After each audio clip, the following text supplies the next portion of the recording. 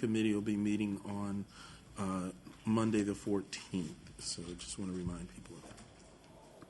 Special populations, Ms. Mondrowski?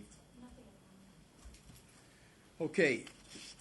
Finishing with our committee reports, we go to our next item, the math plan and data review. Mr. Bowers? Thank you. So the board, superintendent, executive staff and community have been focused on mathematics for a long time. We've been trying to find the reasons why some of our students aren't being successful, why performance isn't where it should be, why achievement gaps continue to exist. It has been a challenge, and today we're providing the board with an update. There were those who I think questioned why I identified math as a strategic priority at the beginning of the year, but clearly the data shows us that we haven't gotten the results that we had expected. This is not easy. It's obviously very complicated, and so we have been really focused on it, and I want to commend our staff that's made this a priority, and this goes down into every individual school that is really focusing on this. But as you've heard me say before, we know it's not easy, but we've got to tackle it. A lot of it begins with expectations and kind of the mindset that some kids can do math and others can't. And so getting past that belief and understanding that all kids should be able to do math at high levels, and we need to be able to get there. Part of it certainly is around and our commitment to take a look at our curriculum, to taking a look at our assessments, to taking a look at instructional practices. I have emphasized some of the barriers, the structural barriers and other barriers we've put in place that have prevented some kids and certain groups of kids in order to be successful, and we've got to tackle that, and we've got to address that, and we've got to fix that. It's one of the areas that we've certainly focused on is professional development. It plays an extremely critical role. There are additional resources included to expand some of the professional development. The board, in its enhancements that are added to the budget, included some additional professional development to clearly show that the need for this professional development and opportunities to provide that for our staff. And so that's just one area that I think we have to be very vigilant about, that we have to make sure we have the resources, we provide the time, we provide the support, and then beyond that, looking at resources. I mean, we have to look at everything. So again, from the curriculum to how we're assessing students, to the resources we're providing, to the support we're providing to schools and teachers, to the professional development.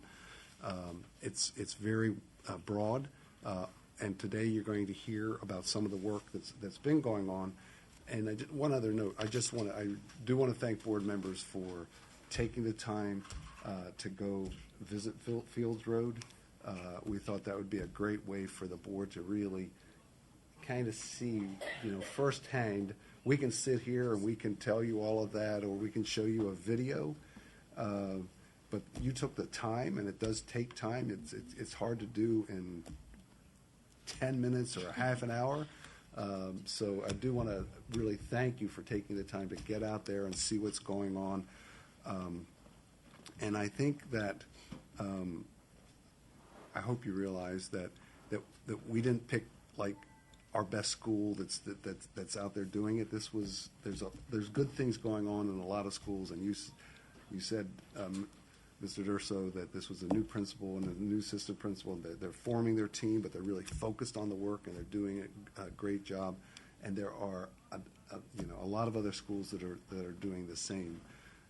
And I'm sure you saw. I was in some fourth grade classrooms about a month ago, and the complexity of it, and the challenge that our teachers face every day, and that schools face, and what it takes to really help ensure that all of our students are going to be successful. So again, I just want to thank you for participating, and now I'm going to turn it over to Dr. Navarro.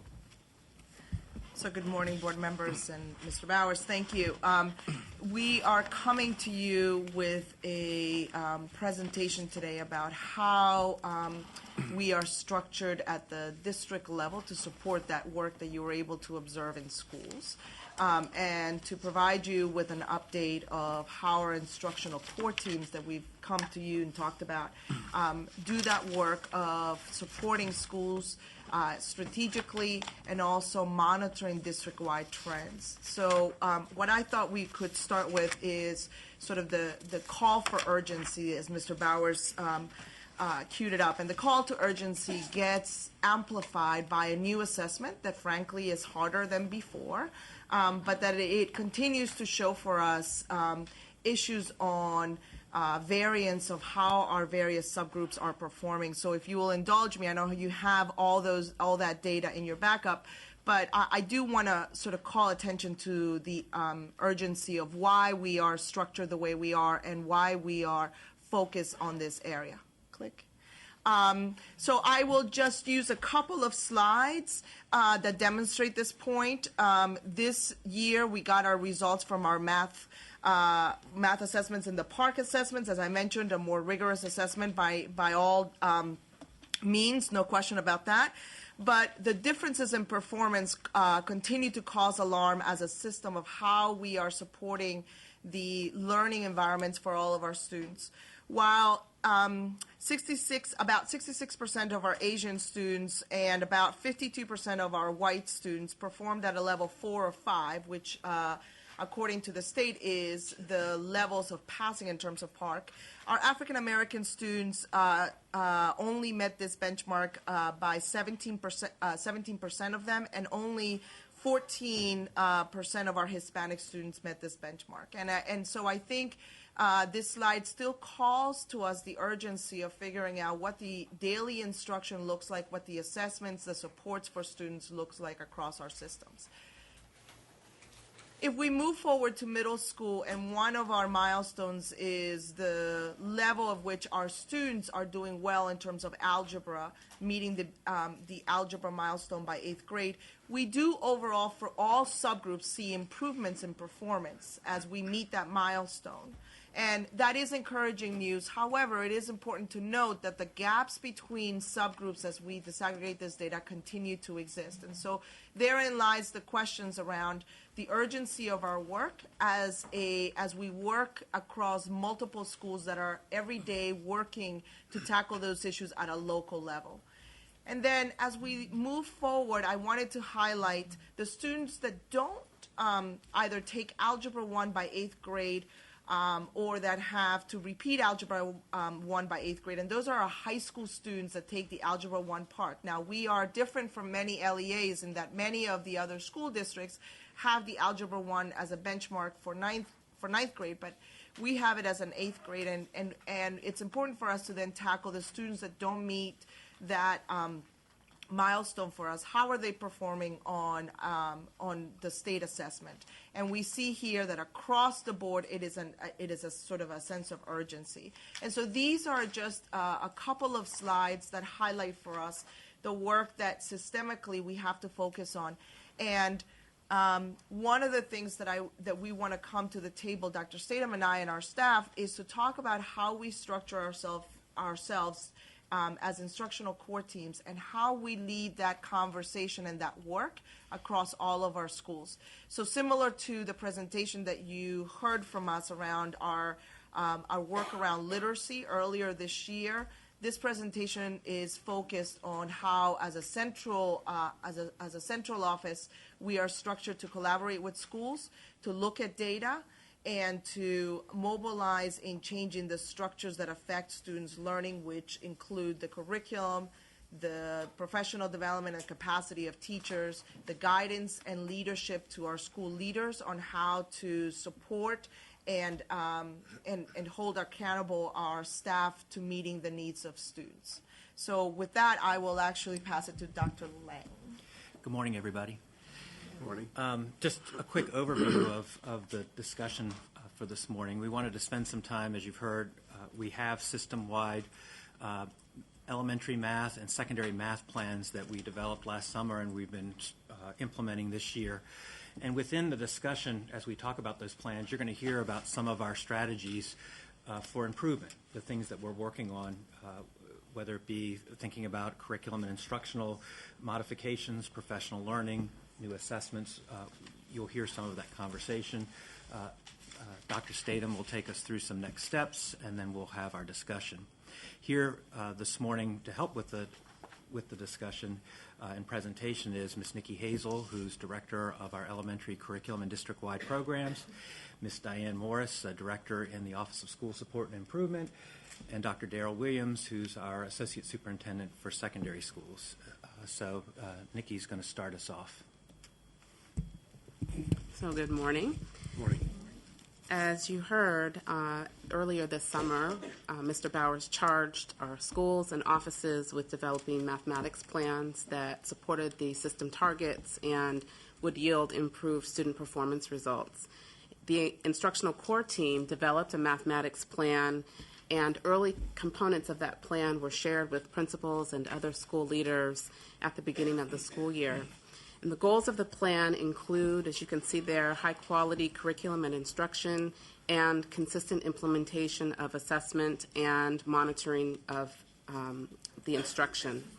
So today, Mr. Lang and I are going to discuss the elementary portion, and we're going to break it into 4 parts for you: the common assessments and monitoring, implementation of the elementary mathematics assessment tasks, which I'll talk about in a few minutes, professional development, and increased opportunities for enrichment and acceleration. So actually, I'd like to start with the last bullet there that says the pilot for elementary mathematics assessment tasks. Many of you recall with our previous curriculum, we had unit assessments, and they were given to all students at designated times throughout the marking period. And over the years that those assessments were given, we received a lot of feedback from our schools that they were no longer becoming effective because the daily classroom instruction became focused on doing well on that assessment. And so our focus got a little off. And so as Curriculum 2.0 was being developed, several short, informal assessments were created for teachers to use to inform their instruction when they felt it was appropriate. However, principals, teachers, and parents articulated some frustration that they didn't have a way of monitoring the progress of their students, and they wanted more consistency with assessments from school to school and even within their buildings. And so through the guidance of the instructional core team, and I want to recognize Mike Bayowitz, Director of OSSI, and Siobhan Alexander, Director of the EIC team, as the math leads, they have been working with the math team and other folks in central office to put together what we call the Elementary Mathematics Assessment Tasks, or EMAT. And these tasks are really a variety of paper pencil, computer-based assessments, and observation. And so we want students to be able to demonstrate their understanding in multiple and varied ways. And they'd be given 3 to 4 times each marking period. We're starting off this school year small by piloting 16 schools that are piloting the assessments, and all of those schools are taking part in the EMAT training throughout the year. Some are piloting at all grade levels. As you all mentioned, the school that you visited last week, they're doing all of the grade levels, and others are just doing 1 or 2 grade levels at their school. And so that takes us now to the first bullet on the slide there. When we started the training, really initially started talking about how to implement the assessments. But what really came about was this intensive need for teachers to have more professional learning around the content standards and how to interpret the assessment data. And they have really been talking about how they inform their daily classroom instruction. So we've heard from many schools that as a result of the EMAT training, it's caused them to revisit their math school improvement plans. It's caused them to revisit their student learning objectives, or SLOs, that the teachers write for students, because they're much more focused on what the students need as a result of the training.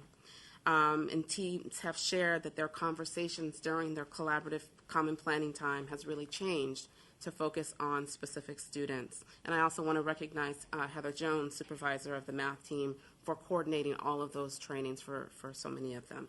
So Dr. Lang's going to talk about professional development. Great, thank you. So this year, we've initiated some changes to our professional development model. And when we initially started the implementation of Curriculum 2.0, with some of the work we were doing during the school year with our leaders, we were bringing in essentially one person at a time. We might bring in the math content coach, the staff development teacher, and what we've really worked to do is expand that.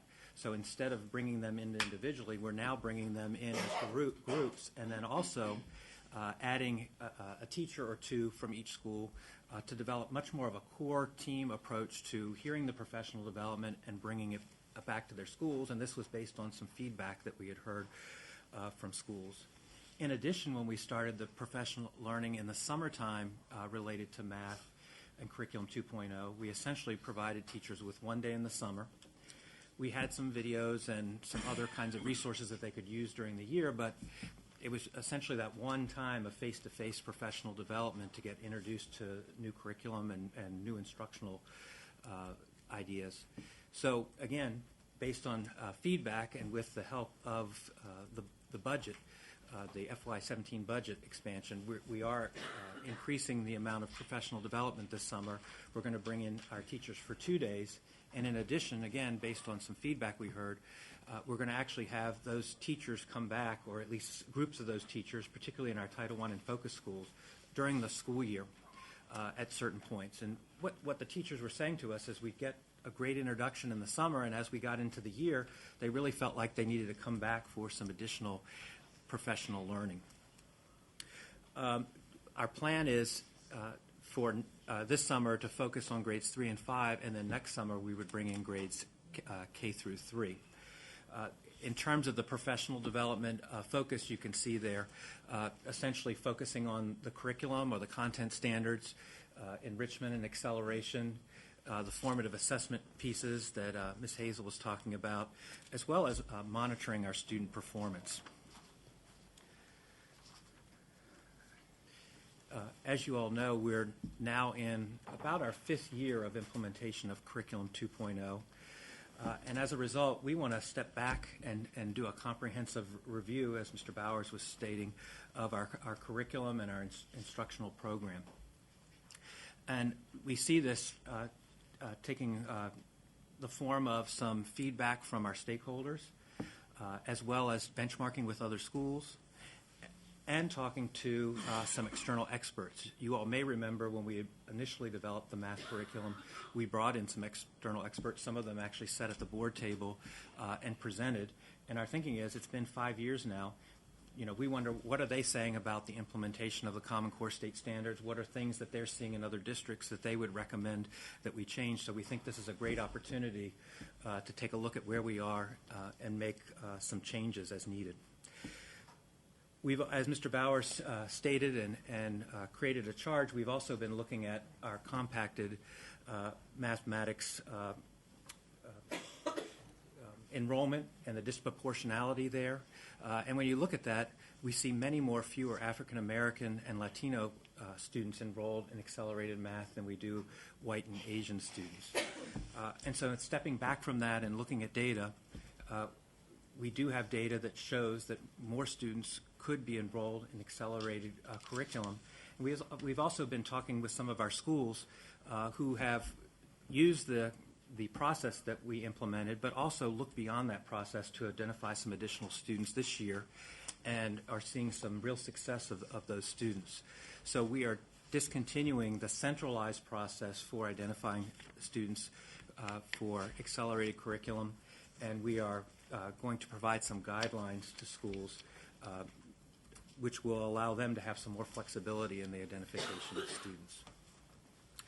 We're now going to move on to secondary, and Ms. Morris and Dr. Williams will give us an introduction to some of the work at the secondary level. Good morning. Morning. I'm excited to return to provide you with an update on our math work at the secondary level. As many of you remember, middle school, we were able to start this work last year, and so much of our updates will be about the enhancements, particularly around in high school, as well as what we've added at the middle school level. So the goals in terms of the secondary math plan include access and rigor and successful completion for Algebra 1 by 8th grade and Algebra 2 by grade 11. We also are working to facilitate high-quality instruction through intensive support to schools and coordinated professional learning.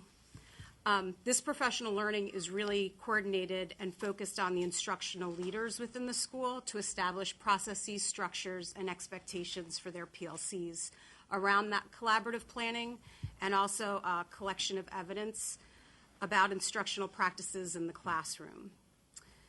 There are several components of the plan that we'll be reviewing, but to me the most exciting piece is that all of our secondary schools are receiving professional development. But the professional learning really includes and is focused on controlling inequities, planning, leading, and facilitating collaborative planning processes, facilitating and supporting planning for delivery of effective instruction around the diverse needs of all of our learners, as well as facilitating and supporting a continued understanding around formative assessment processes to determine what the best data is to collect and how that will inform our instruction. Other components of the plan include coordinated and aligned professional learning for all of our schools that Dr. Williams will talk about, facilitation of this use of data, how are schools using it, what data points are they reviewing, as well as supporting those articulation practices to make sure that we're providing that access and opportunity to all students. What was shared previously is what all schools get, but then we have additional support to schools that's on a differentiated kind of platform. And this happens through a partnership with the directors in OSSI as well as the specialists in OSIP. Support to PLCs is another key component, and the instructional leaders that I talked about earlier, as well as support to teachers. And this is really when the specialists are able to go in and do lesson studies and assist with that deep content knowledge that sometimes we know is the support that they need at the school level. And again, that articulation, the pathways, is critical to understand how decisions that are made in elementary or middle school impact a student throughout their high school career.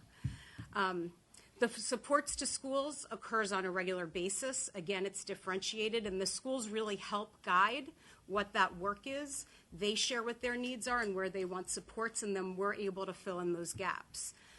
The directors go in and provide coaching around the learning for the PLCs. We also talk about the monitoring, so we go in and ask questions about their data and help with the staff learning progressions, whereas the instructional specialists are able to go into the PLCs and provide that shoulder-to-shoulder work on delivering that instruction and looking at that data to help inform what kind of instruction. So when kids aren't getting it, what's happening? When kids already know it, what's happening? Because we know that differentiation is a huge piece of this and how we help support schools in that way. So that's just a quick overview of how the plan has been improved and grown from last year and where we're putting our focus this year.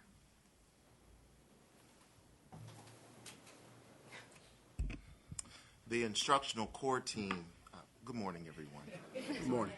The instructional core team meets monthly, and one big learning is that we had to align our professional learning for resource teachers, staff development teachers, and of course our administrators, specifically our principals, making sure we have similar messages and similar training. So the two offices, the OSIP and OSSI, plan, along with the teacher leadership unit, focus on coordinated learning sessions. And so those sessions involve the math resource teacher, the staff development teacher, and administrators supervising math. And as you read in the paper, we focus on what are those professional development opportunities that those three individuals need to know. Part of it was planning for powerful instruction, which you heard earlier about the collaborative planning, the moves in terms of the coaching continuum, having those conversations with teachers about the teaching and learning and providing feedback. And then, of course, in order to have the conversations, you have to have an effective PLC, making sure there's mutual trust. We have focused our work around two primary documents. One I mentioned earlier, planning for powerful instruction, and then what I like to call the data monitoring calendar 2.0, which is using a coach on paper, using data to inform instruction monitoring tool. As you heard earlier from Ms. Morris, the instructional specialists, the content supervisors, and the directors of school support and improvement provide direct support to schools based on needs, and we meet regularly to analyze results. The schools are analyzing their data and action plans as a part of the school improvement plan. Every school has a math goal. This summer, as we're looking ahead, we have developed a cohort, a professional development model that will provide a cohesive PLC for course-alike teams to come together and learn. And we learned that we must include representatives from special ed and, of course, ESOL, the English for Speakers of Other Languages. So as we continue this work, we still want to increase the opportunities and access for students to complete Algebra 1 by 8th grade. We are looking at our articulation practices. Cluster principals are examining data. They're looking at the transitions from 5th to 6th, and more importantly, what's happening within the middle school from 6 to 8, as well as the conversations with their high school colleague about the 9th grade transitional year. In addition, we're looking at our course sequencing and their articulation patterns at the high school level to reach the goal of completion of Algebra 2 by grade 11. As I said earlier, every school has a math goal, and we will continue to provide support and interventions through our extended learning opportunities and creative scheduling.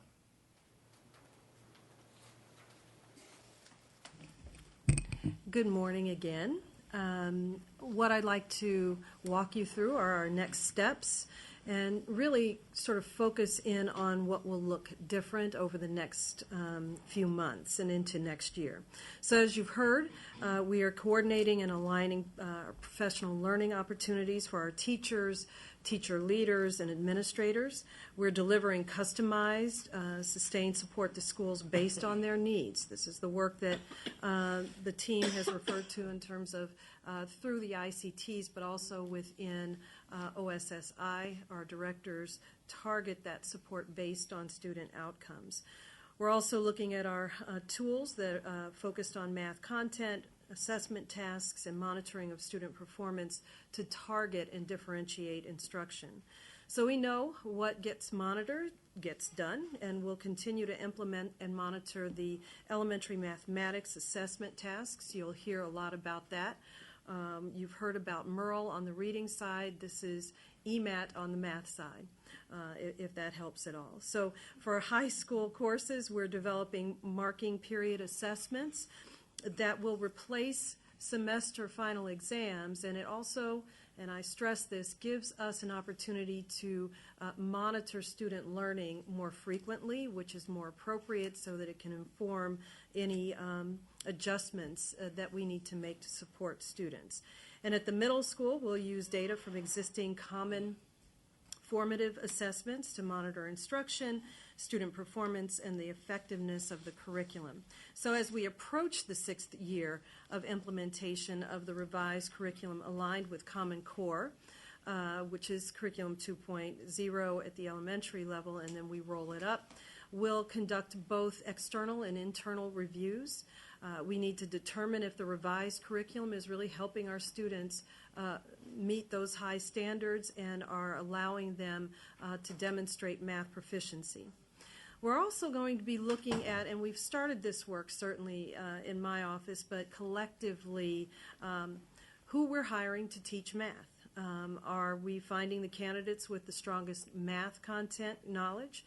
and the belief system that all students can be successful and learn at high levels?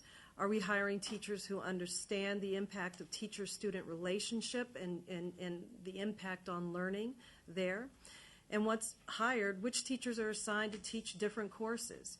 Do they have the appropriate content knowledge and skills? Who's teaching math 6, 7, and 8?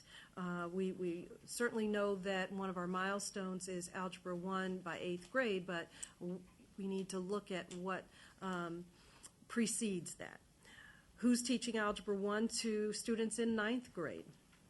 We saw Dr. Navarro mentioned the disparities in performance, particularly in 9th grade, at 8th, but also 9th grade, so we need to take a deeper look at that. And who's teaching advanced placement calculus? So we can raise all of these questions, but our job is to answer them and dig in and provide the data that informs how we will support and coach our principals as they make sure that the right teachers are teaching the right courses. And then that sort of shared accountability is around making sure that all of our teachers get the right professional development. So the cross-office composition of the ICT, the instructional core team, is resulting in more collaboration between our offices. We often get accused of working in silos, and I think that that's certainly not the intent. There's a lot of work to do within our respective offices, but we've been very intentional about coming together, not just OSIP and OSSI, but also we're including OHRD. When we talk about hiring the right folks, what are some of those screening mechanisms to ensure that certification is right? We have a lot of elementary teachers who may not have the same training in math, so it's up to us to sort of provide support to them and target our professional development around that. And then there are elementary folks who go to middle school to teach. So do they have that real strong content? Those are all of the questions that we're asking, and again, we're responding to them. So when staff members that write curriculum, our OSIP friends, our curriculum partners, are involved in monitoring student outcomes and assessment data with the staff members who coach and supervise principals and teachers, which is, of course, my team. I believe we've created a more effective professional learning community that eventually will result in higher achievement for all of our students. So now we'll take questions from the board. Okay, well, first of all, I want to thank all the presenters. This has certainly been a long journey that's probably far from the end, but I think we are kind of seeing our way through. Dr. Daka. I just wanted to comment and thank you for the work that you've been doing. That you're saying that there's more flexibility at the school level in implementing the techniques of working with the students, and that the identification of students that have talent or have needs is going to be done at the school level, and then programs or techniques will be used to work with those students, and that the secondary schools are receiving professional development, and those are ones who really need it, but the elementary schools also, because that's where it starts. If we don't get them really having a good start in elementary school, then there's no way that they're going to do algebra by 8th grade. And it's important that the directors meet with the staff at the schools, the math teacher, the training teacher, the administration, to talk about the school improvement plan. And I think that's about it. The elementary school teachers improving in math is really important, but I do have a question. What happens to a student who doesn't complete algebra by grade 11? And I did ask this in private, but I think people need to know about that. So all of our students must take algebra and geometry to graduate. So if a student hasn't completed, then we're working on some kind of intervention to support them. It could be through summer school. It could be, as Dr. Williams mentioned, through the extended day program. But we do have to make sure if that the students complete that algebra course for graduation as part of the graduation I requirement. know that we're in that transition period when they haven't had all of the background that you're planning to give the students, but thank you for that. And I've had this question before. You know, you have experts in the classroom coming to work with teachers in the summer and maybe at the schools, but this is an old question, but the ones that have been successful with Latino and African American students, are they being pulled to work with staff in other schools? And I don't mean they need to change their jobs, but is there some way to get them to really impart some of the things that they do that make students successful? And I know Dr. Williams was a math teacher, so I know that he's been successful at everything. I'm sure that was and I'm not joking, really, as a principal, as a director, and as a math teacher. Yeah. So the good news is we do have Dr. Williams. But so we need to do a more intentional job around that. We do go to schools where there are large African American and Latino populations, and we look at the best practices there. We are bringing those teachers in. They help us develop some of the professional development. Last summer, we intentionally did some work, and this was with Troy Body as well, around cultural competency, particularly related to Algebra 1 and the struggling student. What are strategies that teachers can use with struggling students in Algebra 1, both in middle school and high school? And again, there was a specific training last summer on that that was required that we expected all teachers to come to. But it is an area, you're absolutely right, that we could do a better job in. Thank you. Ms. Mondrowski. If I could add, I'm sorry. I'm sorry. Our principals, even though we are organized level alike, there is a 6-12 continuum now that we're secondary. However, our principals are still meeting in clusters monthly, and that is a real topic of discussion. Who on your staff has really figured out how to reach students, teach them in creative ways, and understand what supports they need. So our cluster principals are having those conversations. In OSSI, we're looking across clusters to do exactly what you're talking about, is to match up teachers who seem to have figured it out, and sometimes it's some of the most simple things that they're doing that are really, really making a difference. So making sure that they share their knowledge and leadership around that. We are creating more opportunities for that, but we will be sort of formalizing that a bit more as we move forward. Ms. Mondrowski. Thank you.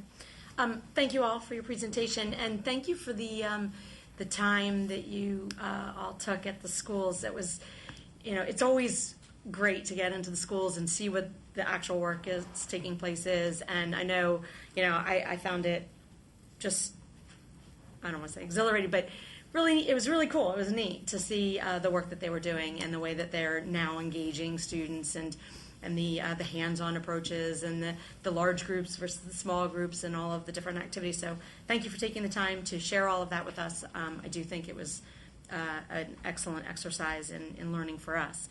I also wanted to mention one of the things that I was very impressed by at Fields Road was the idea that the principal was part of the planning and the training that was taking place, and how that, and their staff development leader and stuff, that definitely seemed to have a real positive impact on the team building and the rollout that was going on there. So I think that that's a really important aspect of making sure that this is getting done right.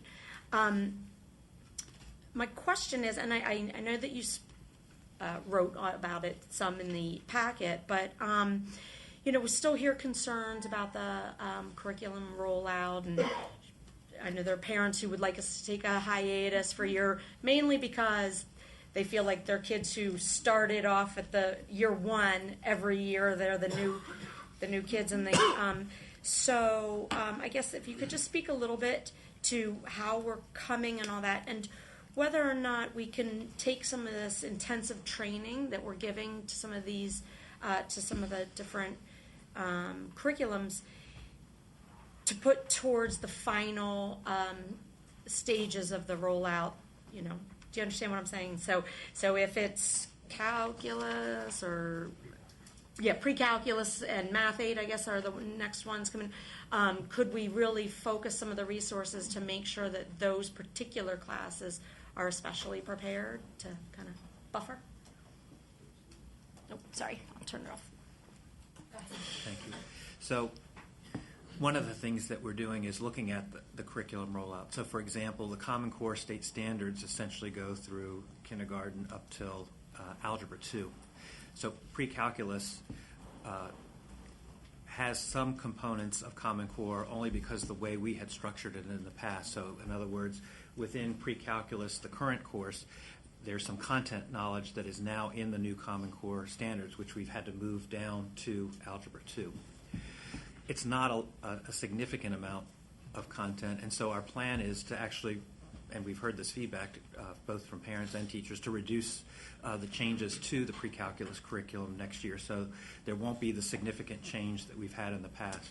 We do need to focus, though, on instructional practices because, as you all saw when you visited the school, it's and you heard from the staff, it's a very different instructional model, not just the curriculum pieces. So we want to focus on that piece, and we are going to provide some professional development to teachers for pre-calculus this summer. In terms of Math 8, we do need to make that curricular change because, again, the content is so different and it prepares students for the next course, which is Algebra 1, which is a Common Core algebra course. So we will have to make more significant changes or revise that curriculum in Math 8. But the bottom line is we're trying to reduce the amount of change, and we are providing professional development in those areas where there will be change next year. Okay, great. Thank you. Ms. Ortman-Faust. One of our goals has been successful completion of Algebra 1 with a C or better. There's been concern that actually completing Algebra 1 with a level of C, with a grade of C, is not really providing the firm foundation for Algebra 2 and pre-calc later on, calculus.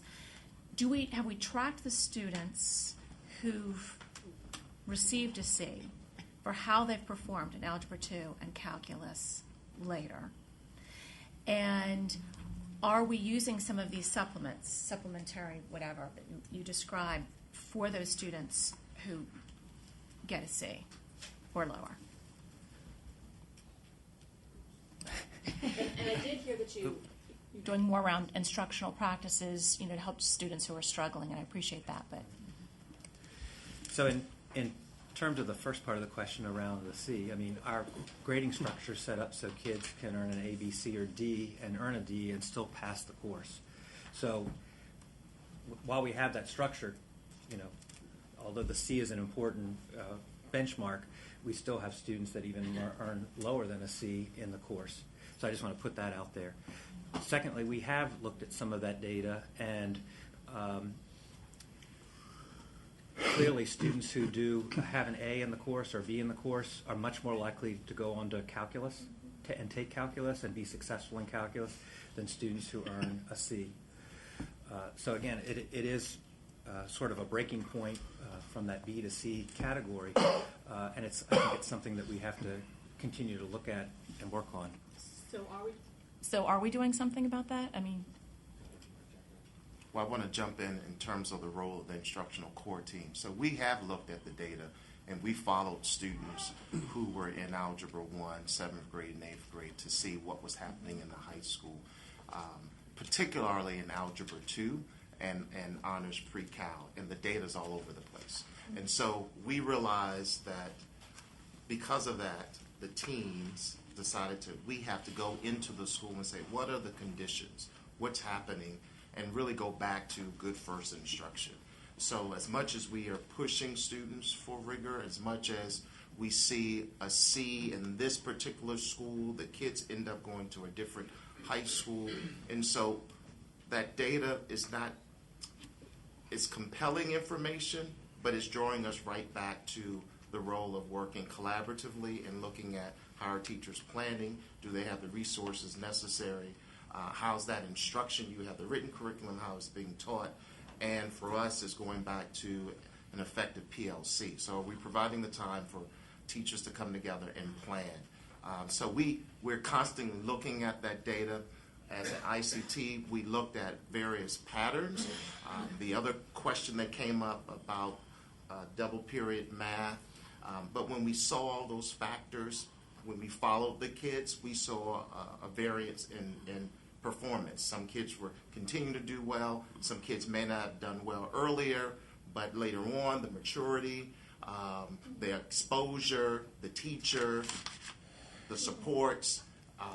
So we're looking at the data, hoping to say one data point might lead us in a good direction, but in that good direction for us is really, do we have the right people teaching math? Do we have effective and strong PLCs, and do we have the resources for staff? Okay, I guess just the bottom line is real. Just keep going. It's just realizing that we want the kids to, it's not just to get them to take Algebra 1 and pass by 8th grade, it's to understand and be successful enough for it to be a firm foundation for these other levels of math, and that's something you're examining and working on. Ms. O'Neill.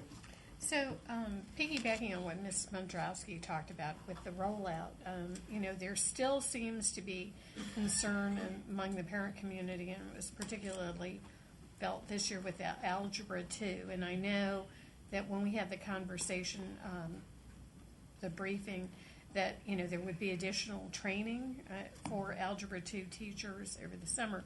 But I also had a recent conversation with someone who's a doctor and her husband's an engineer. Her child's in middle school, and still, I think that it's not just about the rollout, but parents still have concerns about understanding Common Core math. And what can we do, or what are we planning to continue to communicate with parents? Whether it's the compacted math changes in elementary school. I know back in the dark ages when we had ISM, the good thing about the ISM was you were constantly getting feedback on how your child was progressing in math. And parents seem to still, on a pretty big scale, not understand the Common Core or not have confidence in Common Core, and that this is just another passing fad. So what are we going forward? What are we planning to help parents? So I think one of the areas you heard about today was the EMAT pilot. And one of the things that we're looking at with that is, could we create some more communication processes with parents around those assessments? You remember that we had, when we had the unit assessments in the previous curriculum, there was a parent report that went home. So I do think that there's some things that we can do in terms of assessments potentially, and maybe create some more frequent reporting throughout the school year on how the students are doing. I think in addition, we've got to continue to work with our schools around communication. When we were visiting Fields Road, one of the things that they did last week was they actually had a parent math night, and they were talking about the work that they were doing with parents. And so I think, again, we've had some system level math nights as well, where we're working to get out information. There's a lot of information on our website, but there are also families that don't have access, so we've got to figure out different ways of communicating with people. But I would say that particularly with helping our schools do more communication at their local level is an area that we could strengthen.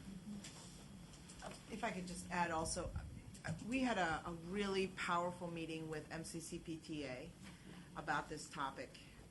And one of the things that they brought up is the need to be able to have support, especially at the elementary level, for sure at the secondary level.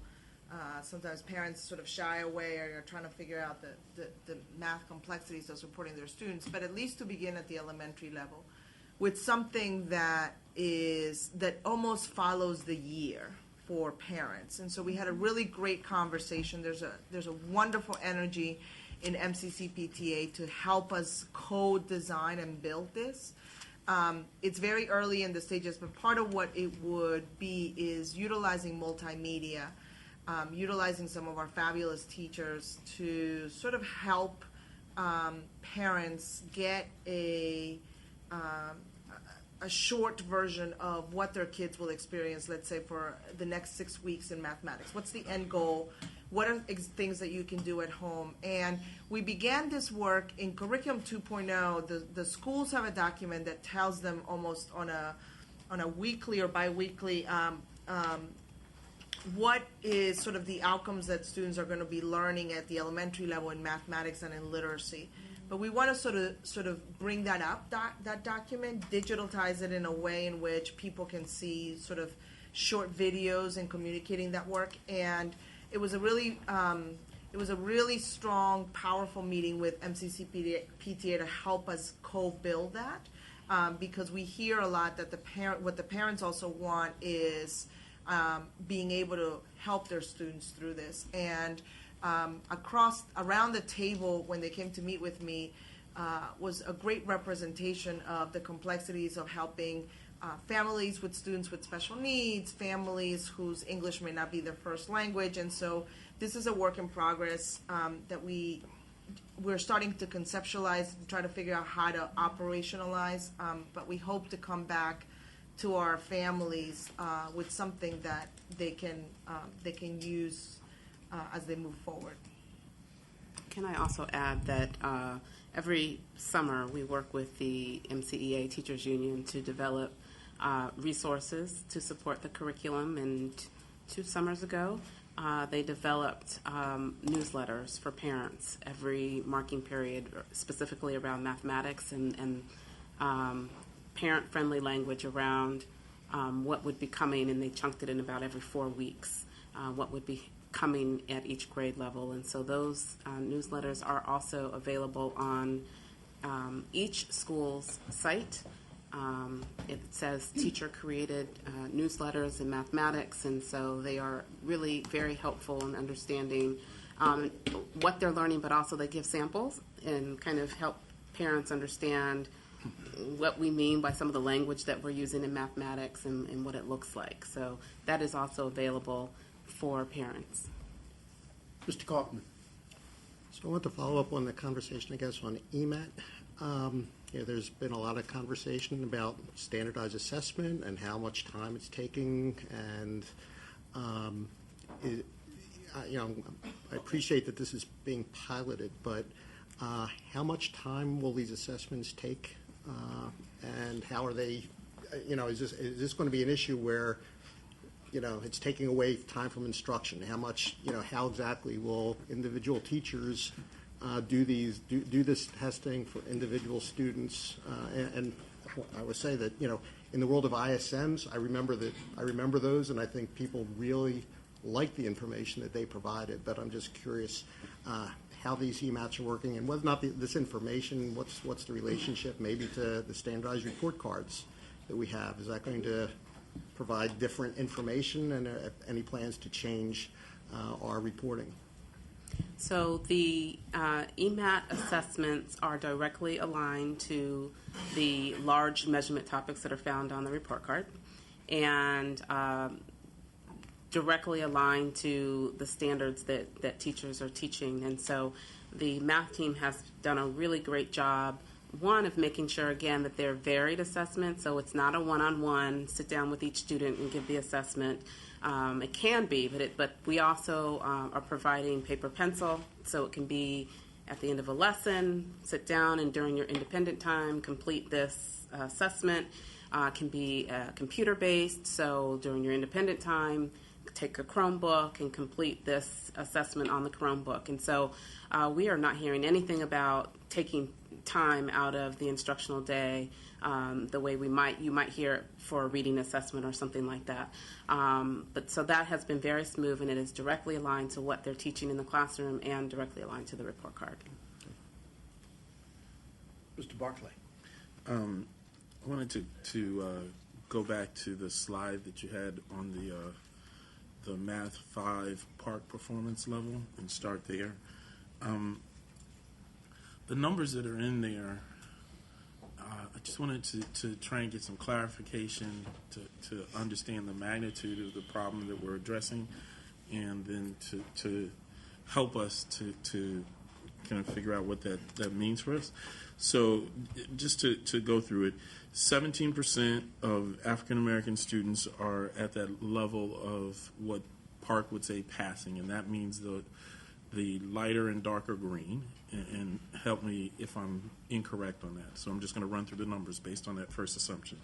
17% of African American, 15% of Latino, 8% of ESOL, 14% of farms, 8% of special education. So now let's turn it around to actually who needs the help, right? So that would be 83% of African American fifth graders, 85% of Hispanic or Latino fifth graders. In our ESOL, that's 92% of those students, 86% of farm students, and 92% of our special education students. One, could I ask that as much as I appreciate these numbers or these percentages, I am just a slave for the N. What does that mean in terms of actual number of students, right? So understanding that when you get into ESOL farms and special education, they could be crossing many categories, right? So, but the absolute N, meaning the total number of fifth grade students for us is one number. The number of African American, if you go by ethnicity, there is one number, right? So that I think would be helpful, because as you talk about, and I am completely appreciative of the presentation, and Mr. Durso and I had the opportunity to be at Fields Row together, and I'm very thankful for the work that we're doing, because you see this evolution, and it is significant. But I also want us to be clear about the magnitude of what we're looking at, right? Because this is not insignificant. This is rather significant, which I hope will drive us in terms of not just the urgency, but ensuring the dollars to continue this, right? So that we don't have kind of the fall off that we've seen in other areas, because PD seems to be the place where dollars get pulled from when we fall short. So one, getting those numbers, but then I'd like us to go to in fifth grade, every fifth grader takes that test unless specified in their IEP or they're absent or opt out. Am I correct in saying that? Right. So if we said we had 11,000 children per grade level approximately, you could do the math, but I would hope that you all could provide us with the N to look at those numbers. So now let's go to Algebra 1 in middle school. And if you could pull up that slide. Those numbers, while improving, are is shockingly difficult, right? So I'll just go to the negative on those and look at 67% of African American students are not meeting the mark, 68% of Latino students, 77% of ESOL students, 72% of farm students, and 64% of special education students. And I'm not doing this to kick us in the shins, but I do think it's important for us to really see what we're talking about, right? In this number, I'm a little confused, and this is just kind of a general Park can help me out. Who takes that test? Every eighth grader, or only students who are enrolled in a Algebra 1 course? That N then looks significantly different than the N that we had in the fifth grade, right? Because in some ways that number gives us a truer picture of where we're at, because if you have not sequenced well or been successful, you are not necessarily going to be a middle school algebra student. So this doesn't necessarily reflect the breadth of who's in what courses in math in middle school, right? And I know we got to do a mic thing, right? So So you're correct, Mr. Barclay. Fifth grade would have all students. As students move up into secondary school, they begin to take a series of courses, and so depending on the course sequence that they take. And that's why I also chose to highlight the following slide, which is the following slide highlights for us students who did not take an Algebra 1 course, for the most part, students that did not take an Algebra 1 course in 8th grade. It also highlights some students that potentially took the course and did not do well. But and that is even more stark. There's a much smaller number. We can get you the ends for all of these charts. It's a much smaller number of students. But the important thing in there is not that it's a small cohort of students, is that every single student outcome matters. And so even though it's a small number of students, the fact that they're entering high school and having sort of difficulty meeting levels of passing this assessment at much higher rates is something that, as Dr. Williams talked about, sort of the intense support that starts, that begins at the secondary level to make sure that these students are successful. Oh, cool. Just to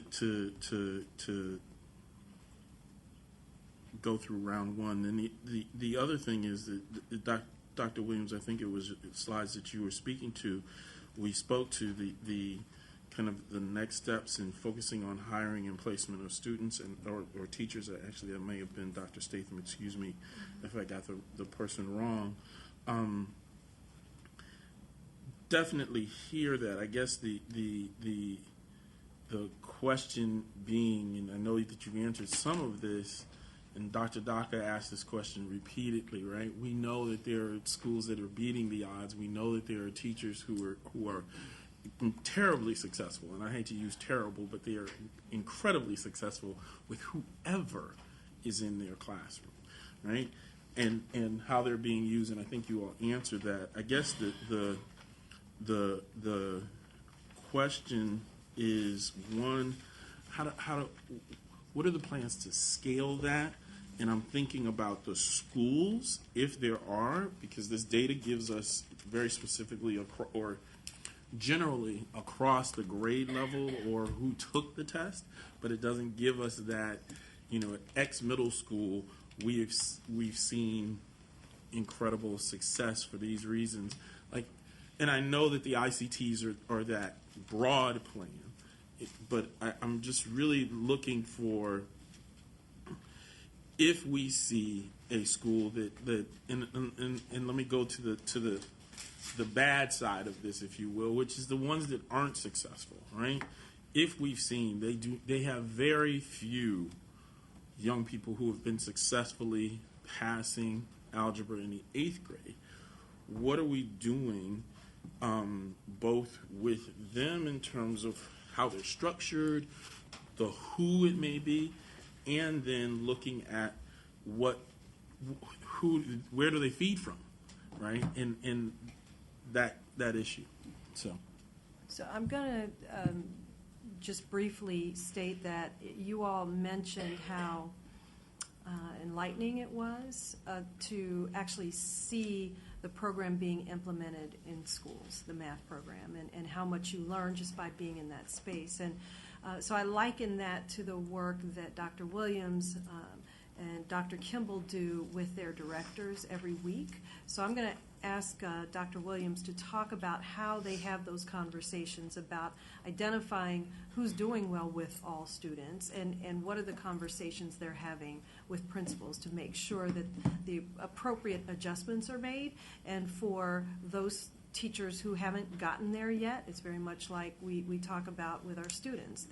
We have high expectations for their performance, so we're going to support them. So I'll turn it over to him. So I mentioned earlier about the work of the ICT and the data monitoring calendar 2.0, which gets to the questions about kids, how successful students are doing, what about the ones who are not being successful. But I have to go back to that cross-functional team of looking at schools and practices, and just as interesting, just the other day, I probably stressed everyone out, but it was getting to your question, eventually the answer. So what are these conditions for success? So what do we know was happening in school A that we can replicate in school B, replicate in school C? Dr. Statham referenced the conditions, the environment of the schools can be so different.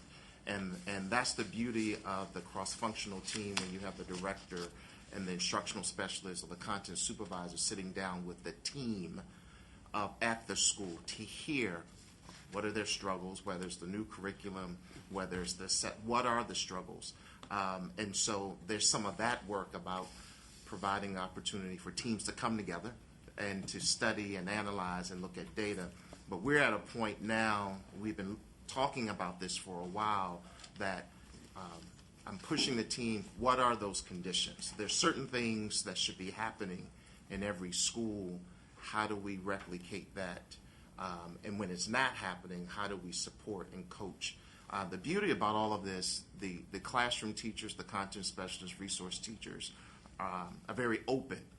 They want to hear, they want to share their successes, they want to hear from us about what might be happening in other schools. Hence, why we're moving forward with the cohort and having people to plan and to learn, and also having the different schools to come together and say, what are your learnings?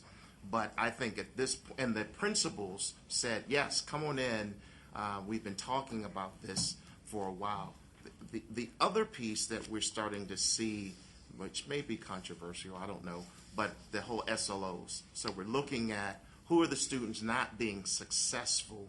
How do we narrow our focus to really provide support, look at what they need, being culturally proficient, as well as providing necessary interventions. So we're right here. We've been talking about this for a while, but we're in a point of everyone is open because our data is out there and everybody's open to feedback. But I think we need to move around this, what I like to coin as conditions for success. What we have noticed having the teams going out to schools, sometimes it's that little nudge to the principal. Dr. Statham mentioned this earlier, that let's talk about the composition of the team. We had one school that realized, we may need to make a change, and made a change where one teacher was having success, one teacher wasn't because of the workload, and making some internal decisions within. So that's the other beauty about having the team to come out and sit down with the local school team to hear what's happening, what might be their struggle, and offering suggestions and recommendations. So I think our approach with this cross-functional team, looking at what we're doing at the ICT and getting it to the schools. In terms of our office, every week we meet and we talk about schools, their success. We look at data. We invite our partners to hear what's trending, what we need to be abreast of.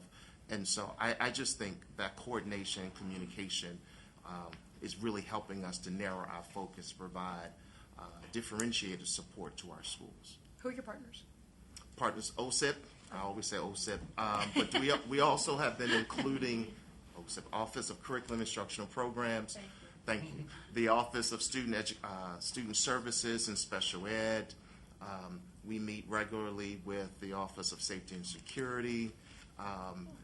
Everything seems to fall under OSSI, our Office of School Support and Improvement. So we realize we have to liaise with our different central offices. And since I said that word, liaise, there are new standards. Is that a word? That is a word, Mr. Durso. That is a part of, we are as an office looking at model standards for the principal supervisors. And so there are model standards, and they talk about the coordination of work and the importance of having this partnership with different offices. So I think we're doing, Mr. Barkley, getting back to your point, I think we're getting to the point where we are seeing there's some trends where we're seeing success and trying to replicate those successes. The struggle sometimes at middle school is keeping teachers. There's this feeling that high school is bigger and better. And the glory about high school, a lot of it used to be those 2-hour exams. Thank you for getting rid of those 2-hour exams. But sometimes it's that dilemma in keeping people. You develop a team, you put professional development around that team, and then promotions happen, people looking at different levels. So we're watching and monitoring and working with our partners in the Office of Human Resources and Development, looking at teacher mobility and and the highly qualified teachers as well. Mr. Gerson. Really important. Dr. Statham. So one of the things, that wasn't an exhaustive list. We also work very closely with the Office of Shared Accountability and our technology office, who really provide reports so that we, as an ICT, can dig into the data, ask the right questions, go deeper, and so I wanted to make sure that I mentioned them as great partners too. Thank you. Mr. Gerson. Wait. Go ahead. Go ahead. I'm sorry. I just wanted to add something quickly as an example of Dr. Daka asked earlier, how do we kind of elevate groups or teams that are doing it well, or teachers. And so as a director, one of the greatest joys of the job is I get to visit different schools and hear how the system has a specific goal, but to see how the implementation can be different, and to really share out on those best practices. So just last month I had one of my algebra cohorts, the entire team went and visited another algebra cohort team in that school. So they visited the classroom, they went to a collaborative planning meeting, the principals supported it, so they made it work with scheduling. It was a great opportunity to highlight this one cohort who figured out how to create those conditions, and for another cohort who identified we're struggling here, and so making those connections so that they can spend the time together, so it's not us up here saying here's what it should look like, but they can see it, is really what gets your biggest bang for your buck without taking them out of their schools, essentially. So those are opportunities that I know my colleague directors also tap into, so I wanted to share that. Now, Mr. Gerson. Thank you. First, I would just like to thank it's the aforementioned visit to Fields Road, which was just a great experience, and I'm happy that we were able to take advantage of that. And as Mr. Bowers alluded to, I appreciated that it wasn't a utopia, and it wasn't that you were bringing folks here who were doing everything right, when the conversation that we need to tackle is what's not going right. My question was focused around the pacing, which you had mentioned a little bit, and sort of what adjustments we've made to the pacing, and especially the math level, because that's something I continue to hear from students, is that it's going too fast, and how we're leveraging online resources or extra time after class or at night to catch up on what hasn't been taught, or how we are catching up on what hasn't been taught, instead of just moving ahead the next day, because I think that a lot of students are feeling left behind. So I think you have identified a real challenge for us, and at the high school level in particular, the curriculum generally is a year or two old. It's pretty new in terms of the rollout. Where at the elementary level, we've been implementing curriculum for a while, so we've been able to make some more adjustments at the elementary level than we've made at the high school.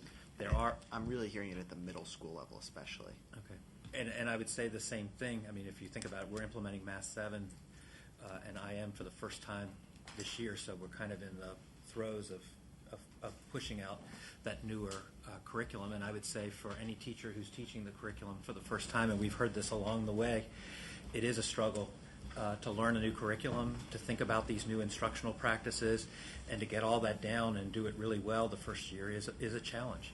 And we've also heard that after that first year, after you've done some planning, that it does get, I don't know if I can use the word easier, but it becomes more manageable in terms of the learning curve, the materials that you've developed, some of the networking that you've done with your colleagues, either in the school or other school, or the training that you've gone to and attended.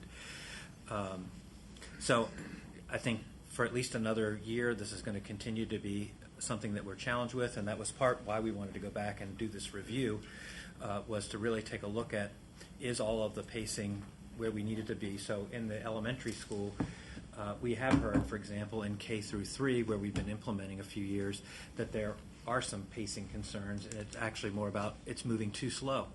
And so what are the adjustments that we can make? We've made some adjustments in kindergarten and first grade in the curriculum based on feedback, but we want to look more holistically from, at least in this first look, up K through 8. Are there things all along that continuum of curriculum that we need to review and look at?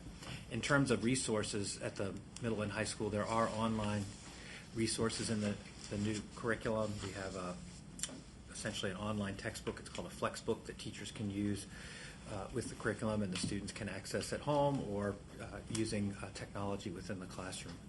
And again, this is new for us and new for teachers, so they're learning that as well. Because what happens is they pass out these big packets now, and some students were showing them to me like every other week. They just get this massive packet, and it's like it's daunting, Right. Well, and then I was going to say, I don't know if you would add something, but I wanted to just say about, and we've talked about this a little bit before, I mean, one of our challenges has been the whole notion of a textbook. And traditionally we've had textbooks and used textbooks in mathematics, but just even as late as last year, there was a study of math textbooks which essentially showed that the textbooks that are out there right now are partially aligned with Common Core or very little. There's very little alignment with Common Core.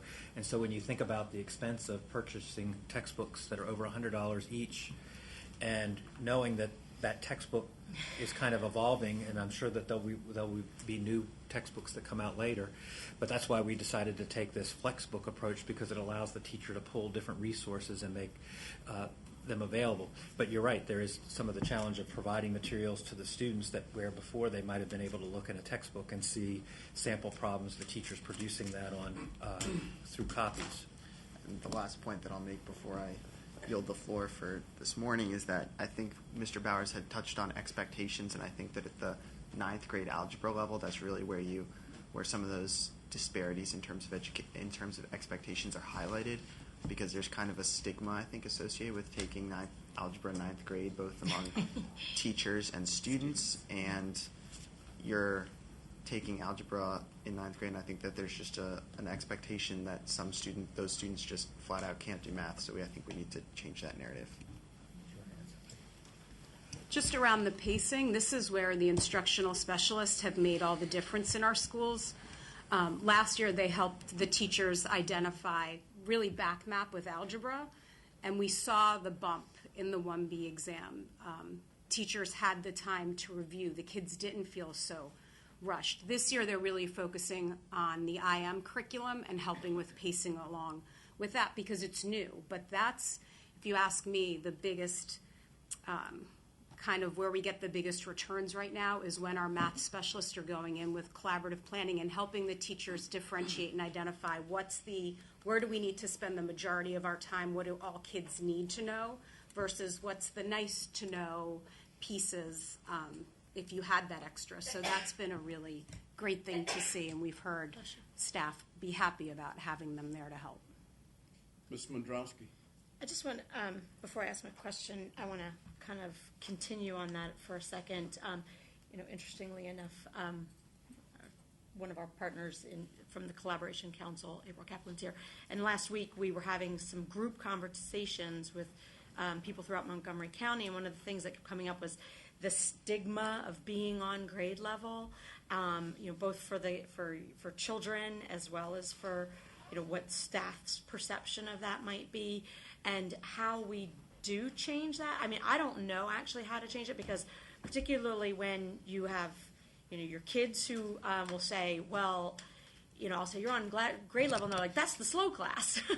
So I will just throw out that, when we first started talking about kind of revamping how we're going to do the compact math, that goes back to one of my concerns. It was one of my concerns years ago, as a PTA advocate and whatnot. I worked on the math curriculum work group for several years, or 2 years, trying to address this issue, and I do have concerns about that, but I think that that's something really important. If we can't figure out how to change that mentality of being on grade level is okay, and it does not mean that you're in the slow class, that I just feel like that might be a really nice place to start.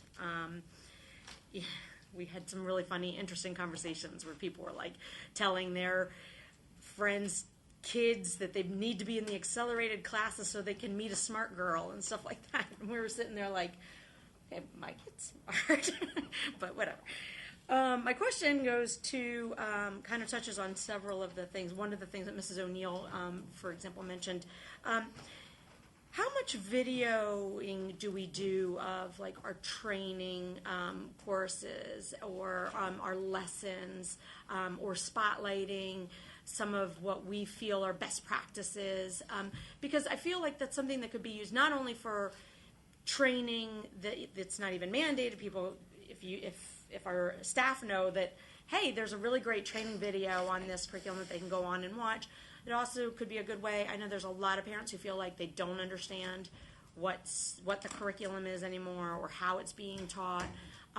It could be a good way for parents to feel more engaged, for parents to feel more connected. I don't know if there's conflicts that makes it so we can't share training, but if we could share, again, like best practices of what some of our spotlighted teachers are doing, is that something that we could do, should consider doing more of? Because just throwing it out there. So we film teachers for almost every training that we provide in mathematics and use that as a part of the training, and then we post those videos for the school leaders, principals, staff development teachers to use back in their schools. So we do a significant amount of videotaping of teachers and lessons that we share through our instruction center. Now, we have not done a lot with then sharing that with parents, so that would really be our next step. But with teachers, we do it a lot. And staff is aware, like from other schools are aware that if they want to look up, I want to see what the teachers at Fields Roads are in 1st, 5th, and 4th grade are doing. I want to see what one of their lessons look like because they're not one of the schools that are piloting yet. Are they aware? Is that, Most of our videos are focused on a particular instructional strategy or content standard. If we want teachers to have a better understanding of some content or how to meet the needs of a particular group of students, it's really focused on that area. And a lot of the work that our math team in particular will do is to provide a training plan that can be taken back to schools using the videos. But again, they're posted for anyone to use, but they really have an intended purpose for training. Mr. Kaufman. So I want to thank you all for the presentation, and it all sounds great. But as Mr. Bauer said when he started out, we've been at this for a long time. And Ms. Mondrowski said, there was a math work group report back 2010, 2011 that came up with a series of recommendations for improving math instruction. And a couple years after that, we had all the conversation about kids are failing our semester exams. And 2 years ago, the superintendent, Dr. Starr, I'm looking at the recommendations. This was in June 2014. So Dr. Starr made 5 recommendations. So his recommendations, I'm just reading this off of the website. Starting math success early, expansion of math expertise at the elementary level, breaking the cycle of failure, reconsideration of secondary articulation policies, targeted support for students struggling in math, developing a diagnostic instruction tools and interventions, building staff capacity, create professional development to reach students struggling in math, leveraging the expertise of our best teachers, crowdsource a library of student and teacher resources. So what's different now? I mean, did these recommendations not necessarily work? Were they not implemented with fidelity?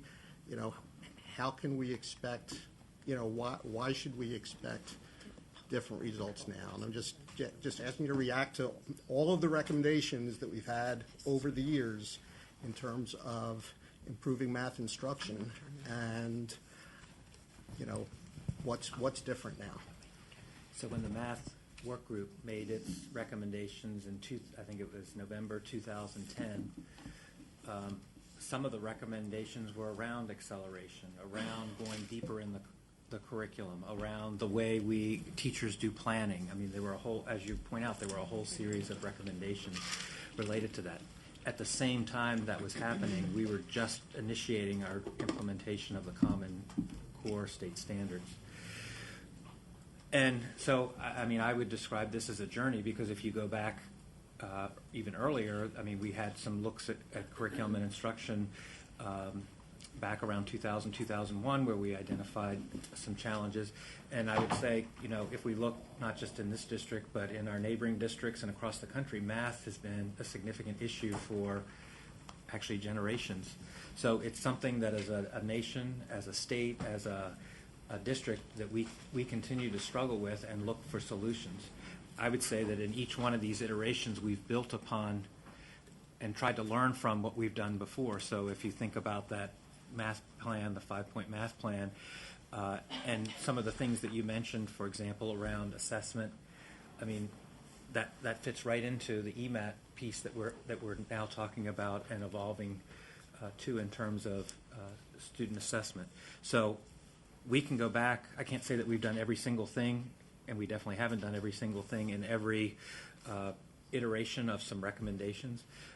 But I believe that each time we've gone through a process, we've learned something, and we're trying to apply those new learnings to improve where we're going. We certainly haven't hit the mark in any way, shape, or form with the performance of our African American and Latino students, ESOL special ed, and you know, we absolutely have students that need to be challenged and need acceleration. So we have a whole continuum of student need, and I think as a system we're trying and working hard to try to meet those needs. But in a large district with such different needs, it continues to be a challenge, and it's something we're committed to working on. And I hope that you hear that through the work that we're sharing and the work that you saw, for example, at Fields Road. We want to be very candid about where we are and where we're not, and that we've got a long way to go. But I think you're seeing an evolution of learning. Just for example, the professional development. You know, we've done professional development in a certain way for a while. A good chunk of the professional development at the secondary level, for example, this summer is not going to be for everybody, which was the way we've approached it. It's going to be for very specific schools, and it's not going to be about individuals. It's going to be about collaborative teams coming together and working together. That's a learning that we've had in the last couple years when we've talked to teachers and in some of the other professional development we've done, as well as looking at emerging research around how much time people need to really modify their learnings and change how they implement these strategies. And finally, I'd say, and maybe other people want to add, I don't think we can underestimate the level of change that we're asking of our teachers in the Common Core and the way that we're asking them to instruct our students differently. And again, I think we heard that very passionately from the teachers and the administrators that we spoke to when we visited the other day, and just hearing some of their challenges, saying, we've got some teachers that we feel like are really on track. Other teachers are new and they're learning this, and it's something that they're really challenged with and struggling with. But in the end, I think it's a good thing that we have the Common Core in terms of really forcing us to think differently about the way we're instructing students, and that kind of change takes time. Ms. Ortman-Faust. Thank you to my colleagues for all these really good questions that I know are on a lot of people's minds with the pacing and the rollout and, why we are where we are. I really appreciate that. Also, Dr. Williams, thank you for your comment about teams and how important having cohesive and the stability for teams that work well together. I think that's something we really have to pay attention to in our budgeting and staffing, is the importance that stability creates for best supporting our kids. Gosh, I've got a few questions, so I know I need to narrow it down. is it 61 schools that have compacted math now? How many elementary schools have compacted math? However many it is, I want to know about the logistics of how we're going to provide acceleration now in school as opposed to just going to middle schools. So I think what you're describing is all students have access to the compacted math or the accelerated curriculum. It's just how it's delivered. So in some cases, it's delivered in the local school. In other cases, as you're describing, students go to the middle school. So for next year, the accelerated math curriculum will be offered in grade 4 at the local school. In grade 4-5, we're going to continue it for those schools that don't have enough students. We're going to continue offering it at the middle school because we wanted to provide some time to allow the schools to sort of adapt to the change of offering it at their local school. So it'll be kind of a transition period where, again, fourth graders next year, all fourth graders will take it at their local schools, but there will be students that will continue if they're in 5th grade taking it at a middle school. Okay, and then I'm just going to squeeze in one quick other question because I just want to follow up on Mr. Barkley when he was talking about I know I've lost it, but the graph before this, the Park 5 results. Yes, we didn't actually speak as much or focus on this special education and ESOL, which are really doing dramatically. There's a dramatic difference in performance for those kids. What are we doing for, and as far as I know, for Park, my understanding is there were a lot of challenges with Park and special education for kids not getting the accommodations they were used to. Even for ESOL kids who didn't have as much experience on computers, there was a lot of things that maybe made it hard for kids to really show what they know. But aside from that, which I think was a major issue, there were a lot of special education teachers who said their kids were literally in tears trying to take this material. What are we doing to help and support these students so they can perform better? So the Park assessment, these are the results of the first year, and I think we're looking at understanding the assessment and understand how students experience that assessment. That still doesn't take away any validity around the huge gaps between subgroups. And I think that no matter what we talk about with the assessment itself, the gaps are very prevalent, and I think part of what we are talking about is also the logistics of students being able to be more exposed to the technology as they take the assessment. I think nationally there was lots of conversations around students being able to take the differences of students who took the paper pencil versus the online, and that doesn't necessarily mean that we now move away from sort of the online digital environment that is now the reality of assessments moving forward, but that we allow multiple experiences throughout the daily learning of the content to be experienced in that modality. The other thing that I wanted to point out is that MSD actually has asked school districts for their interest to pilot this year. And it's actually at the secondary level, but again, it's a pilot that opens up the door on this question around assessments that students could take for math for this year for the pilot was in Spanish. So they could get the paper and pencil test side by side and actually complete the assessment response sheet in a way in which that response sheet would be tagged as sort of bilingual back to Park, so the scorers would be able to know both languages.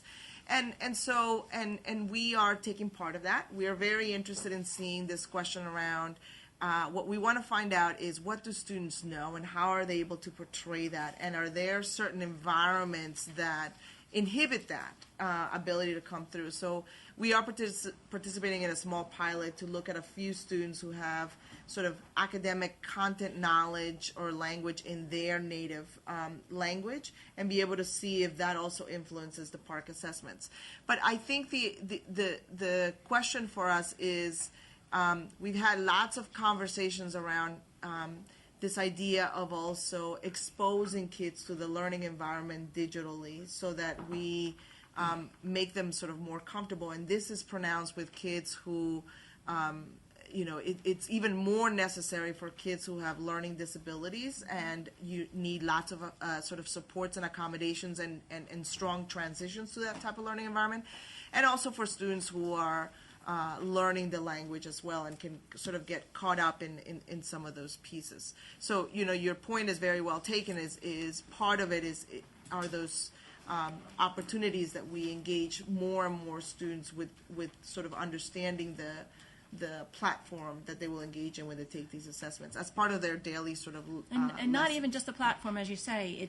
It's also how well are we supporting these kids, because we also we mentioned earlier about the county council meeting and eligibility. I mean, the statistics for our special education students specifically are alarming. So. I just have to ask quickly, just following up on that. And make it quick. Yeah, just that, because I know that we are finishing about the Algebra 9. Some folks say, why the rush to get Algebra 1 by grade 8?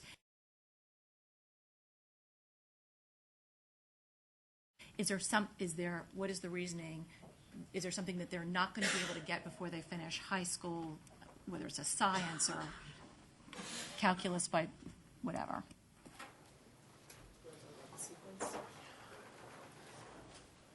So, this is a long-standing requirement that MCPS has put out there in terms of sort of having strong, rigorous exposure to students to Algebra 1. Algebra 1 is very much what they've termed a gatekeeper course. And it really does signify, if you pass it successfully, which is, I think, the importance of this conversation, successfully being able to pass it, it sort of means that you're at a learning mode where when you encounter other mathematics sequences, you're sort of better strongly prepared as an independent learner on how to tackle that.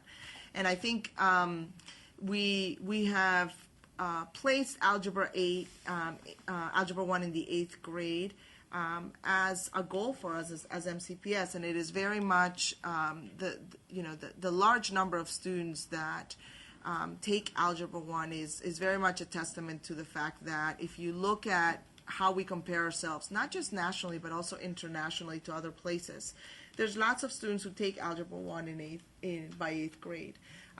What I think is important, and what I think Ms. Mondrasky sort of brings up too, is what happens if you don't, and what happens if you're taking it in 9th grade, and does that seal you in this community as sort of lesser than, if you will? And that is something that we have to tackle. I mean, we have to tackle with the performance of students, and students that don't meet that requirement by 8th grade, how do we support them in moving into 9th grade? They're a very much smaller number in terms of the overall student population. Most of our students are going through Algebra 1 by 8th grade. But following the sequence of Algebra 1 in 9th grade still allows you to take rigorous courses by the end of your senior year, so it doesn't necessarily impede you. Many of our students are continuing to take calculus and AP courses by the time they are seniors in high schools, and so that trajectory needs to be sort of balanced out with when students take that Algebra 1. But for sure, what we want to ensure is that the experience with that course is actually it's not about the course, it's about the sort of ability to feel comfortable and have sort of high esteem towards how you approach mathematics. And that's an issue that, when we talk about back mapping and how do we get math literate students, that's something that we have to start back mapping and looking into at the elementary level. Dr. Daka. Yeah, I wanted to go back to the Math 5 Park performance level because there's an urgency here, there's a crisis here when you look at the African American and Latino. We don't know how many of them are ESOL also, or farms also, or special education also. I know that another county counts kids by each of those activities, and some kids are like 1.75 because they've got two other things. Well, anyway, I don't know whether that would help us or not, but I think it would. But when you look at these scores for African American Latino kids, please understand, everybody, we have to work on this. This is 50% of our population. and we can't let this continue. And I know that Dr. Navarro is saying let's have the test on paper in Spanish and also on the Chromebooks, but African American students speak English, I think. So what is the reason that they are performing so low? So please, everybody needs to think about this. And I know that you guys are dancing as fast as you can to do this, but it's just really important that we prepare our kids so that they can succeed. And that when you're talking about how many levels can they go, that's why I asked the question, what do they do if they don't make that level of math? What course do they take? And I think I was told there is a course that they can take if they don't get into calculus. And there's already a feeling towards kids who get into algebra in the 8th grade. There's still a divide there. 8th grade algebra, 9th grade geometry, 10th grade algebra 2, and 11th grade calculus. And if the kids don't make it that far, then what? But I think you also mentioned that we've got to investigate that with the state to find out if there are Project Bridge things that we can do as well. Not what we want to do, but please, 50% of our population. So one of the things I'd be remiss if I didn't re-emphasize something that Dr. Lang talked about, and that we talk a lot about expectations and do a lot of talk about it, but when you have a school like WIMS with Principal McGee there, who took it into his own hands, he believes in his kids. His staff believes in his kids. So what they did is they took the guidelines that central office provided, but took it further. And they looked at different data points across time. They identified a good chunk of kids who are African American and Latino, and many of those students are either performing as well as, if not better than, their white and Asian counterparts. So you multiply that across 133 schools, and that's how we're going to get systemic change. But it came not because he stayed within certain confines, but because they looked at the interest levels, the motivation. They reached out to parents and said, this is what we're doing. We believe in your children. And you see the good results that come from that. So I can't emphasize that enough. If we don't get to that level across the board, we'll continue to have pockets of success, but not systemic improvement. Mr. Gerson? I just have a quick question about articulation because Ms. Ortman-Faust asked about algebra. So we have Algebra 1 by 8th grade as a benchmark per se. Then if you go along that path, you should be taking geometry in 9th grade and Algebra 2 by 10th grade, but our benchmark is Algebra 2 by 11th grade. So are we assuming that there's some sort of lapse in between, or? No, I mean, I think the algebra by 11th grade was placed there so that we get everybody, and if there's any student that did not follow that pathway, that by 11th grade we do sort of a touch point for the entire system of how we're doing by that time. Because if you start Algebra 1 in 9th grade, you would get to Algebra 2 in 11th grade. And Algebra 2 content is on the SAT, ACT, and AccuPlacer, and so we want to make sure the goal is to have students prepared for that because we have a new requirement around students taking those assessments at the end of their junior year. So there's a lot going on. Mr. Kaufman? So, Ms. Ortman-Faust asked about the students who are getting C in algebra. Have we looked at, in terms of the PARC information, is there a correlation? I mean, in terms of the scores from PARC, what are the grades that students are getting to see whether or not, or basically, what are we looking at that information? So we started taking a look at that. Our OSA team gave us huge flags about making determinations from a one-year assessment results, but we did start looking at students that get A's and B's in a certain course. How likely are they to get, let's say, Algebra 1, a 4 or 5? The reality is you can actually do that math today. If you just look at the number of students that are getting A's and B's in algebra, and you look at the low numbers of performance in the Park Algebra 1. So the Park Algebra 1 is a highly rigorous assessment, and this first round of data, that's one of the things that we went back, and ICT's actually spent some time taking a look at. We will be having discussions around alignment of grades to summative assessment.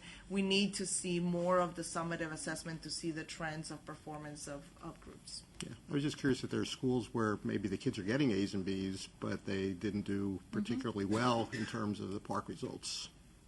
So across the entire district, we saw those sort of discrepancies. I wouldn't say there were sort of highlighted schools where you would see, like middle schools, where you would see that happen.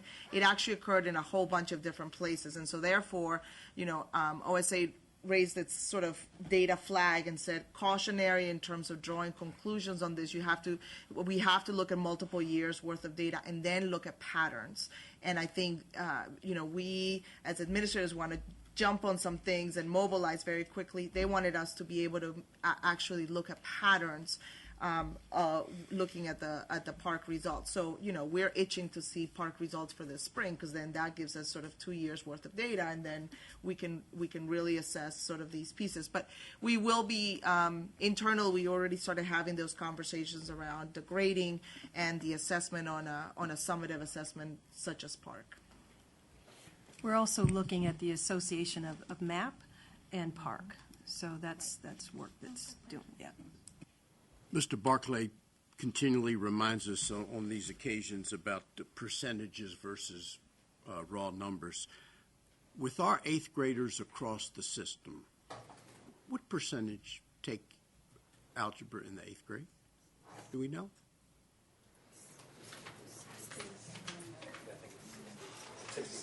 And if we don't, we will get you the exact numbers.